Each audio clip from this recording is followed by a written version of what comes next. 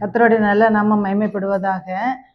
2025வது ஆண்டின் முதல் நாளை காண நமக்கு கிருபை செய்த தேவன் இந்த வருடத்தின் இறுதி நாட்களுக்குள், அதாவது 30ஆம் தேதி வரைக்கும் நம்மளை காத்திருக்கிறார். இந்த நிமிஷம் வரை நம்மளை காத்திருக்கிறார். கர்த்தருக்கு நன்றி செலுத்தி ஒரு புதிய ஆண்டை நாம் கர்த்தருக்குள் துவங்க இருக்கிறோம். கர்த்தர் இந்த நாளை, இந்த வருடத்தை பூரா நம்மளை தூக்கி சுமந்து ஏந்தி வழிநடத்தி வந்திருக்கிறார். இன்னும் வரும் நாட்களும் கர்த்தர் நம்மளை ஆசீர்வதிக்கணும். நம்ம அப்பாவுக்கு ஒன்றும் இல்லை, ஆனால் அவரை நேசித்து அவருடைய வார்த்தைக்கும் அவருடைய கட்டளை கற்பனையை மிகவும் நேசித்து கீழ்ப்படிந்தோமானால் நாம் பாக்கியமுள்ள ஒரு சந்ததியாக இருப்போம். இம்மட்டும் வழிநடத்தின எபனேசர் இன்னும் இம்மானுவேலரா நம்மோடு இருந்து நம்மை வழிநடத்துவாராக. ஆர்க்கு டிவி மூலம் அந்த வார்த்தையை கேட்கிற உங்களை கர்த்தர் அளவில்லாமல் ஆசீர்வதிப்பாராக. ரூபவதி ஊழியத்துக்காய் நன்றி செலுத்துகிறேன். இந்த நாளிலும் இந்த மாலை வேளையிலும் கர்த்தர் நம்மோடு பேசும்படியா, கர்த்தருக்கு நாம் நன்றி செலுத்தும்படியா, அப்பா நான் என்ன செய்யணும்னு சொல்லி கர்த்தரிடத்துல கேட்டு கர்த்தருடைய வார்த்தைக்காய் காத்திருப்போமா? ஒரு நிமிடம் கண்களை மூடி ஜெபிப்போம். அன்பின் பரலோக பிதாவே, மே ஸ்தோத்தரிக்கிறோம், மே துதிக்கிறோம். இம்மட்டும் வழி நடத்தி வந்த எபனேசரே, எங்களோடு இருக்கிற இம்மானுவேலரே, யெகோவா ஈரே, உமக்கு நன்றி அப்பா. நீர் சொன்னீர் உம்முடைய பர்வதத்திலே எங்களுடைய காரியங்களை எல்லாவற்றையும் நீர் ஜெயமாய் பார்த்து கொண்டீர். உமக்கு நன்றி. பேசும், நாங்கள் கேட்கட்டும், கீழ்ப்படிய நல்ல இருதயத்தை தாரும். எங்கள் நிமித்தம் தேவனுடைய இருதயம் மகிழட்டும். இயேசுவின் மூலம் ஜெபிக்கிறோம் நல்ல பிதாவே, ஆமேன் ஆமேன். இந்த வார்த்தைகளை கேட்கிற உங்களை கர்த்தர் இம்மட்டும் நடத்திய ஆசீர்வதித்திருக்கிறார். இன்னும் அளவில்லாமல் ஆசீர்வதிக்க வேண்டும் என்று சொல்லி நான் வாஞ்சியா ஜெபிக்கிறேன். கர்த்தர் உங்கள் குறைவுகளை எல்லாம் நிறைவாக்கி வழி நடத்துவார். இந்த ஆண்டுல நீங்க எதிர்பார்த்த நன்மைகள் எதுவும் கிடைக்கலன்னா கூட வரும் நாட்கள்ல கர்த்தர் அதை தருவார்னு எனக்கு ஒரு நிச்சயம் இருக்கு. மறைஞ்சிருக்கிற ஆசீர்வாதம், ஒளிஞ்சிருக்கிற ஆசீர்வாதத்தை இந்த வரும் நாட்கள்ல கர்த்தர் உங்களுக்கு தருவார். நீங்க என்ன காரியத்தை எதிர்பார்க்கீங்களோ அதை மேன்மையாய் தருவார். தாவீது கர்த்தருக்கு இருதயத்துக்கு ஏற்றவன்னு சொல்லி கர்த்தர் சொல்றார். தாவீதை என் இருதயத்துக்கு ஏற்றவராய் கண்டேன். ஏன் அப்படி சொல்றாருன்னா, தாவீது அதிக நேரத்தை தேவனை துதிக்கிறதுக்கு பயன்படுத்தினான். அதிக நேரத்தை ஆண்டவரோட செலவு பண்ணினான். அதனாலதான் கர்த்தர், அவர் தனியா இருந்தாலும் உலகம் உங்களை பார்த்தாலும் நாம தேவனை நேசிச்சோமானா தேவன் நம்மளை அதிகமா நேசிக்காரு. அவன் சொல்றான், கர்த்தர் எனக்கு நன்மை செய்தபடியால் நான் பாடுவேங்க. அப்ப எல்லார காட்டிலும் இந்த தாவீது சங்கீதம் 13:6 போட்டிருக்கு, கர்த்தர் எனக்கு நன்மை செய்தபடியால் பாடுவேன். பாடுவேன்னா துதிக்கிறது, ஸ்தோத்தரிக்கிறது, நன்றி செலுத்துறது எல்லாம் அதில் அடங்கிரும். அப்போ அவன் தனியா காட்டுல கிடக்கான். குடும்பத்தினால புறக்கணிக்கப்பட்டு தான் கிடந்தான். ஆனாலும் கர்த்தர் அவன் விடலை. ஆனாலும் என்ன, ஒரு சிருஷ்டித்த ஒரு தேவன் இருக்கிறாரு. வேற எல்லாரும் அவங்கள நினைக்காதவங்கள நினைக்கல, அவங்கள நினைச்சவங்களையும் நினைக்கல. கர்த்தர் அதிகமா துதிக்க ஆரம்பிச்சதுனாலதான் கர்த்தர் சொல்றாரு, எல்லாருடைய இருதயங்களையும் ஆராய்ந்தவர் தான் தேவாதி தேவன். அதனால அவனை ரொம்ப, எனக்கு தாவீதை என் இருதயத்திற்கு ஏற்றவனாய் கண்டேன், பார்த்தேன் அப்படின்னு சொல்றாரு. சரியா? நீங்க இன்னைக்கு கர்த்தர் எனக்கு என்ன நன்மையை செஞ்சுட்டாருன்னு சிலர்கிட்ட பேசினா சொல்லிடுவாங்க, விரக்தியா இருப்பாங்க. அவங்க ஏதாவது ஒரு நன்மை எதிர்பார்த்திருப்பாங்க, அது கிடைச்சிருக்காது. எனக்கு குழந்தை பாக்கியத்தை தரல, எனக்கு வயசாயிட்டு இன்னும் கல்யாணம் நடக்கல, எல்லாரும் ஜெபிச்சா நடக்கு கல்யாணம் அப்படின்னு சொல்ற பிள்ளைகள் இருக்காங்க. ஆனா கர்த்தரை தேடும் போது நம்முடைய முகம் பிரகாசம் அடையும், நம்முடைய வாழ்க்கை செழிக்கும். அதனால நம்ம கர்த்தரை தேடுறதுல குறைவே வைக்க கூடாது. சரியா? நீங்க வாலிபனா இருக்கலாம், அல்லது வயோதிபரா இருக்கலாம், அல்லது குழந்தை செல்வத்துக்காக காத்திருக்கிறவங்களா இருக்கலாம். வரும் ஆண்டுல வரும் கர்த்தர் அநீதி உள்ள தேவன் இல்லவே இல்லை. நீதி உள்ள தேவன், நீதி செய்கிற தேவன், தங்களை நேசிக்கிற பிள்ளைகளை அளவுக்கு அதிகமா நேசிக்கிற தேவன். அதனால நீங்க உங்க காரியத்தை எல்லாம் ஆண்டவரிடத்துல சொல்லுங்க.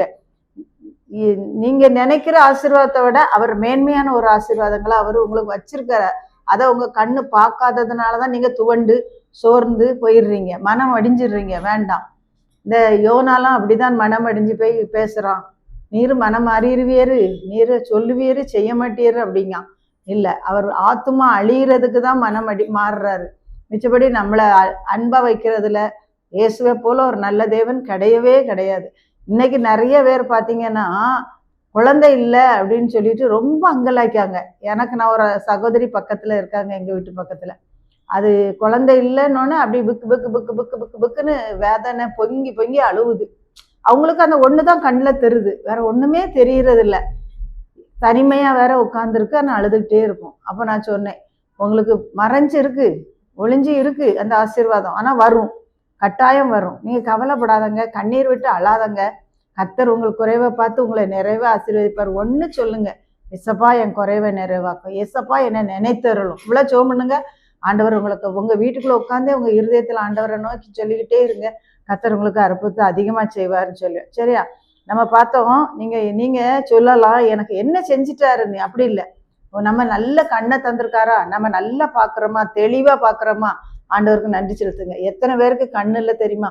எத்தனை பேருக்கு கால் இல்லை, எத்தனை பேருக்கு கை இல்லை, எத்தனை பேருக்கு நடக்க முடியாம நல்ல நடந்த கால் பக்கவாதத்துல முடக்கி வச்சிருக்கு. ஆனா எத்தனை பேருக்கு வியாதியில ஆஸ்பத்திரிலே படுத்து வருஷ கணக்கா இருக்காங்க. வேதத்திலே நம்ம பார்க்கோம் 18 வருஷம் கூனி, 38 வருஷம் இது. அப்போ அழுக கண்ணீர் பிரச்சனை உண்டு. அதுல நிவர்த்தி செய்கிற தேவன் நமக்கு தான் இருக்கிறார். அதனால நீங்க கலங்கரவோ திகைக்கவோ வேண்டாம். ஆண்டவரே சொல்றார், கலங்காதே திகையாதே, நான் உன் தேவன், நான் உன்னை பலப்படுத்தி உனக்கு சகாயம் பண்ணுவேன். பலப்படுத்துவேன். பலன் இல்லாம இருக்கியா, உன்னை நான் பலப்படுத்தி உனக்கு சகாயம், நீதியின் வலது கருத்துனா உன்னை தாங்குவேன் இருக்காரு. இப்ப பாருங்களேன், இந்த வருடம் ஆரம்பத்துல ஆரம்பிச்சு எத்தனையோ பேர் இந்த வருடத்தின் இறுதி நாட்களை பார்க்க முடியல. அவங்கள ஆண்டவருடைய ராஜ்ய இளைப்பாறுதலுக்குள்ள போயிட்டாங்க. அநேகர் ஆக்சிடென்ட்ல மறிச்சு போயிட்டாங்க. அநேகர் வியாதியில மறிச்சு போயிருக்காங்க. ஆனா இன்னும் என்ன ரொம்ப தூரம், நிறைய பேருக்கு ஆகாரம் கிடைக்காம இருக்காங்க. நம்மளை கர்த்தர் நல்லா போஷிக்காரா, நல்லா உடுத்துவிக்கிறாரா, நல்லா சந்தோஷமா பேச வச்சிருக்கிறாரா. ஆனா கர்த்தருடைய கிருபையை நினைச்சு நினைச்சு நினைச்சு நீங்க துதிங்க. உங்க வாழ்க்கையில என்னென்ன கட்டுகள் எந்தெந்த பகுதியில இருந்தாலும் உடைக்கப்பட்டு போயிடும். அது தன்னால கலந்து போயிடும். சரியா? நன்றி செலுத்தி பாருங்க. கர்த்தர் நமக்கு பாராட்டின கிருபை பெரியது, தயவு பெரியது, இரக்கம் பெரியது, அவருடைய அன்பு பெரியது. நாமும் தேவனிடத்துல இரக்கம் பெறணும்னா, ஆண்டவரை நேசிக்க கற்றுக்கிட்டோம்னா நம்ம வாழ்க்கையில ஒரு குறை இருக்காது. சரியா? ஆண்டவர் சொல்றாரு, வாங்குகிறதை பார்க்கிலும் கொடுப்பதே பாக்கியம்னு அவரே நமக்கு சொல்றாரு. நம்மகிட்ட இருந்து அவர் என்ன வாங்கினாரோ இல்லையோ, நமக்கு அதிகமாய் தருகிறதுக்கு வல்லமை உள்ள தேவன் நம்ம கூட இருக்கிறாரு. நாமளும் ஏழை எளியவர்களை நினைக்கணும். இந்த பண்டிகை நாட்கள்ல நிறைய பேர் ஏழை எளியவர்களை நினைச்சு ஏகப்பட்ட நன்மைகள் செய்வாங்க. ஆனா உதவி செய்யறதுலயும் என்ன சொல்லியிருக்காருன்னா, இல்லாததுல இல்ல, கொஞ்சமா இருந்தாலும் அதுலயும் எடுத்து நம்ம பங்கு கொடுக்கணும். திரும்ப திரும்ப நம்ம சொல்றோம், விசுவாச குடும்பத்தாருக்கு, ஏழைகளுக்கு, விதவைகள் படுகிற உபத்திரவத்துல அவர்களை விசாரிக்க ஆள் இல்லாதவங்களை நம்ம விசாரிக்கணும். இப்ப சில நேரம் பாத்தீங்கன்னா யூடியூப்ல எல்லாம் வரும்போது பாட்டி, வயசானவங்க, ரோட்ல படுத்திருக்கிறவங்க, அனாதையா இருக்கிறவங்கள விசாரிக்கிற ஒரு குழுக்கள் இருக்காங்க, குரூப்ஸ் இருக்காங்க. அவங்கள போய் பார்த்து விசாரிச்சு பேசி கூப்பிட்டு என்ன ஏதுன்னு பார்த்து எண்ணெய் வச்சு குளிப்பாட்டி புது சாரம் புது ட்ரெஸ் போட்டு அவங்கள பண்டிகை நாள்ல மட்டும் கவனிக்காங்க. அப்படி இல்லை, அதை கவனிக்கிற ஒரு சமாரியன் குரூப் அப்படின்னு வச்சுட்டு அநேகரை சந்திக்காங்க. அப்புறம் சிலரை கவனிச்சு முதியோர் இல்லத்துல கொண்டு வைக்காங்க, சிலரை ஆஸ்பத்திரியில கொண்டு சேர்க்காங்க. அப்படி அது ஒரு உதவி தான். என்ன உதவி யாருக்கு எப்போ தேவையோ அந்த உதவிகளை செய்யற மக்களை கர்த்தர் வச்சிருக்கிறாரு. அவங்க செய்ய மட்டும் இல்லை, சிலர் சிறுக விதைக்கிறவன் சிறுக இருப்பான், பெருக விதைக்கிறவன் பெருக இருப்பான். அவன் நம்ம செய்யறதுக்கு தக்கதான் நமக்கு பலன் கிடைக்கும். ஆனா சிலர் இப்படியே வாங்குறதுல இருப்பாங்க. அப்படி இல்லை, நம்மளும் கொடுக்கணும், நம்ம கொடுக்கறதுக்கு தக்க நமக்கு கிடைக்கும். அதான் ஆண்டவர் சொன்னாரு, கொடுங்கள் அப்பொழுது உங்களுக்கு கொடுக்கப்படும். நம்ம என்னெல்லாம் கொடுக்கலாம் சொல்லுங்க? காசு இல்லாதவங்களுக்கு காசு கொடுக்கலாம், அன்பு இல்லாதவங்களுக்கு முதல்ல உங்க அன்பை கொடுங்க. விசாரிக்காதவங்களுக்கு அன்னைக்கு கூட ஒரு இதில் பார்த்தேன் யூடியூப்ல, அந்த தாயை கொண்டு முதியோர் இல்லத்துல விட சொல்லிட்டு ஒரு பையன் அனுப்புறான் மகன். ஆனா விட்ட பையன் தான் வீட்டுக்கு கூட்டிட்டு போறான். அந்த அம்மா என்ன இங்க கொண்டு விடுறிய, என்ன எங்க கொண்டு விடுறா, எங்க முதியோர் இல்லத்திலேயே என்ன கொண்டு விடுறா அப்படின்னு. அது கேட்கறத பார்த்தோன்னே அந்த விட சொன்ன பையன், இல்லை என் மகன் இங்க விட சொல்லியிருக்கவே மாட்டான், கட்டாயம் என் மகன் இங்க விட சொல்ல மாட்டான், நீ தப்பான இடத்துக்கு என்ன கூட்டிட்டு வந்துட்டான்னு. திரும்ப மகன்கிட்ட கேட்டா அங்கதான் விட்டுட்டு போயிட்டே இரு அப்படிங்க. உடனே இவன் இல்லம்மா நான் உங்களை எங்க வீட்டுக்கு கூட்டு போறேன்னு கூட்டு போறான். அப்போ அன்பு இல்லை, அரவணைப்பு இல்லை, பாதுகாப்பு இல்லை. அவங்களுக்கு பாதுகாப்பு கொடுக்கறது. இரக்கம் உள்ளவர்கள் பாக்கியவான்கள், அவர்கள் இரக்கம் பெறுவார்கள். ஏழைக்கு இறங்குகிறவன் கர்த்தருக்கு கடன் கொடுக்கிறான்னு வேதம் சொல்லுது. அப்ப தேவ வார்த்தையை நம்ம கவனிக்கணும், தேவ வார்த்தையை உட்கொள்ளணும். தேவ வார்த்தையின்படி நம்ம செய்ய ஆரம்பிச்சோம்னா நம்ம வாழ்க்கையில எந்த பகுதியிலையும் வனாந்தரம் இருக்காது, எந்த பகுதியிலையும் காடு இருக்காது, எல்லா பகுதியிலும் ஒரு செழிப்பு தான் இருக்கும். அது நிச்சயமா இருக்கும், அதுல மாறுதலே இருக்கா.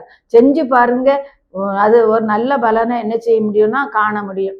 அப்போ முதல்ல அன்பு செலுத்தணும், கொடுக்கணும், நன்றி செலுத்தணும்.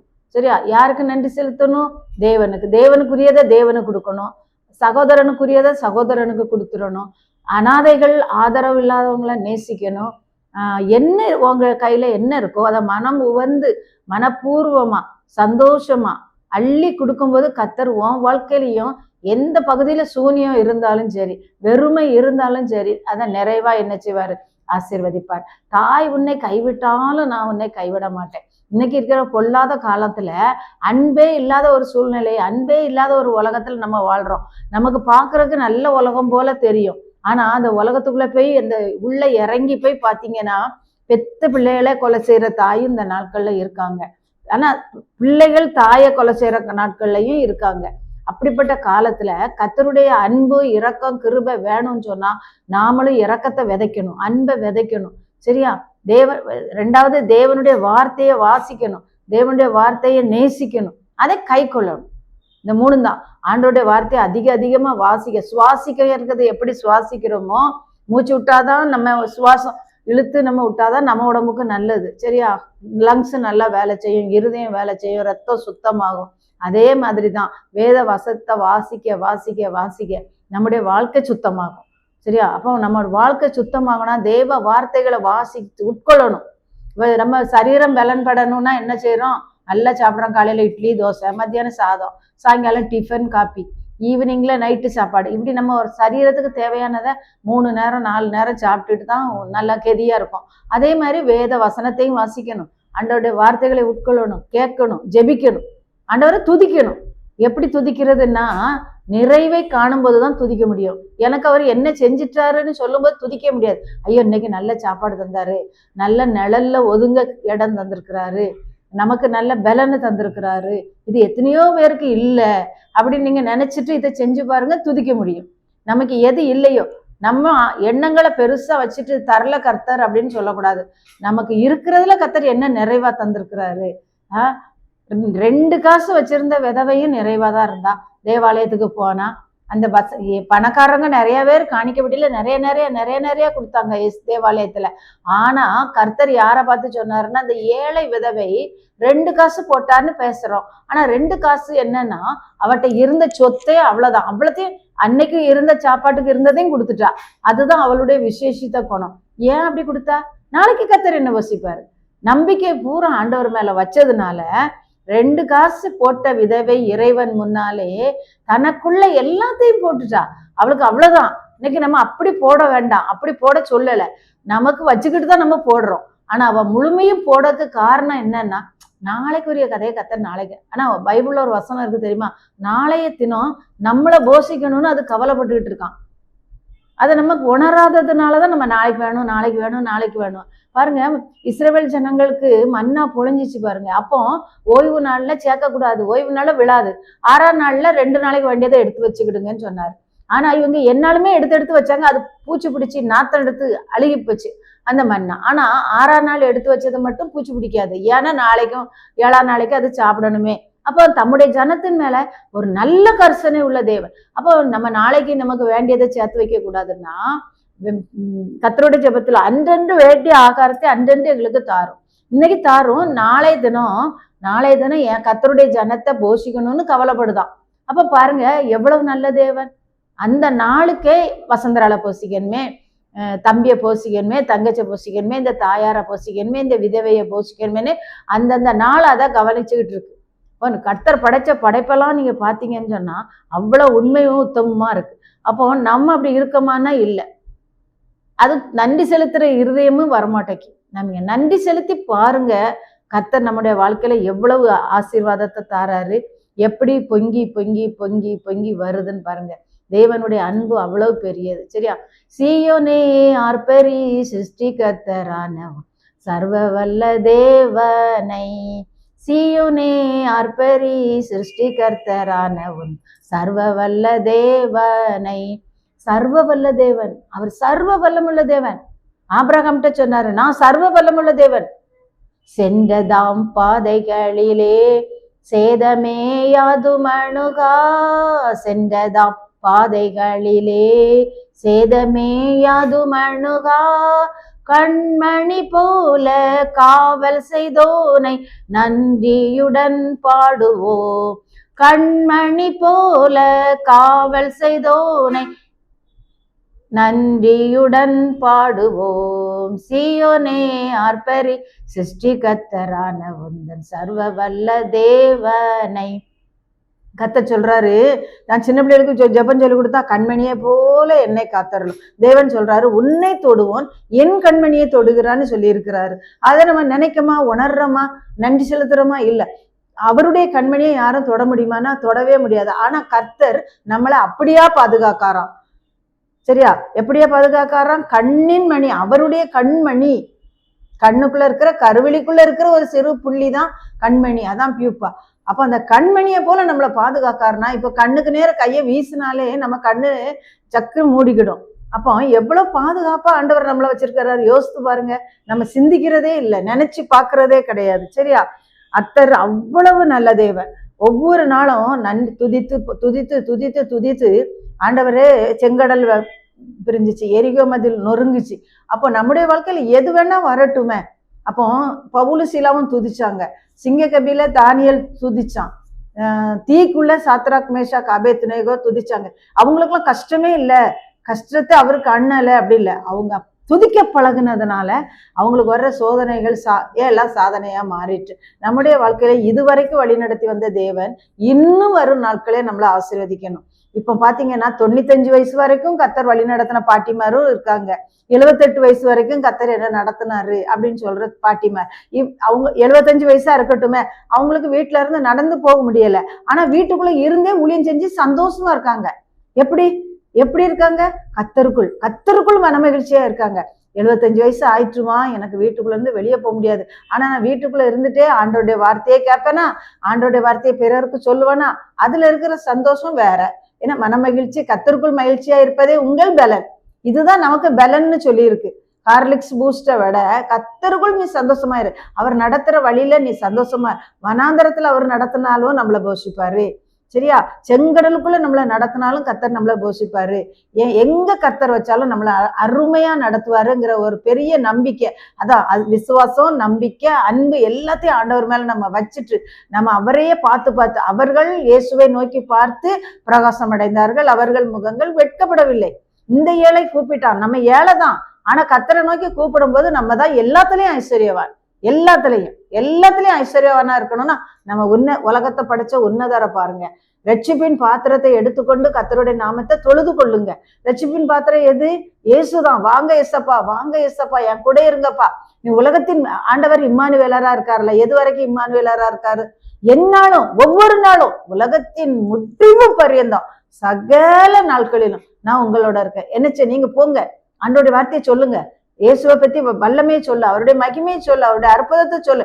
அவர் ருசிச்சு அதான் அந்த சங்கீதத்துல ஒரு வசனம் இருக்கு பாருங்க, கர்த்தர் நல்லவர் என்பதை ருசித்து பாருங்கள், அவர் மேல் நம்பிக்கையா இருக்கிற மனுஷன் பாக்கியம். ருசிச்சு பார்த்தவங்களுக்கு தான் தெரியும் அது எவ்வளவு நல்லவர்னு. அதான் நான் அடிக்கடி சொல்லுவேன், கர்த்தர் நல்லவர்னு ஒரு வரியில சொல்லவே கூடாது, கட்டாயம் சொல்லக்கூடாது. அப்ப எவ்வளவு நல்லவர்? ரொம்ப ரொம்ப ரொம்ப ரொம்ப ரொம்ப ரொம்ப ரொம்ப நல்ல தேவன். அதை நான் ருசிச்சிருக்கேன். மனுஷன் ஒருவேளை சில மனுஷன் நல்லவனா கூட இருப்பான், அதை தப்பு சொல்லல. சிலவங்க நல்லது செய்யணும், கெட்டது யாருக்கும் நினைக்க கூட செய்யக்கூடாது, நம்ம நன்மை செய்ய விதைச்சா நமக்கு நன்மை கிடைக்கும்னு செய்யறாங்க. ஆனா கர்த்தர் அப்படி இல்லை. அவர் நமக்கு நன்மை செய்யறதுக்காகவே உருவாக்கப்பட்டாரு. நமக்கு பலியா ஒப்பு கொடுக்க தான் பிறந்தாரு, நம்ம மீட்க தான் பிறந்தாரு.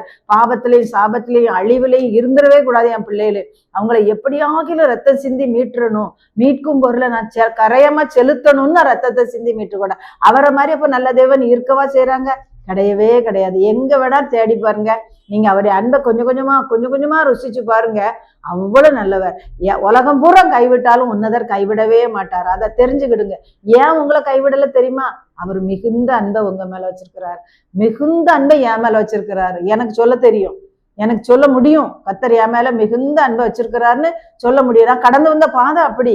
நெருக்கத்துல, உலகத்துல மக்கள் நெருக்குனாங்க, வேலை செஞ்ச இடத்துல நெருக்குனாங்க, பாடுகளை கடந்து வந்தேன், வியாதியை கடந்து வந்தேன், எல்லா சரீரத்துல பட்டிருக்கிற கஷ்டம், மனவேதனை, சுத்தி இருக்கிற மக்கள் நம்மளை வேதனைப்படுத்துவாங்க.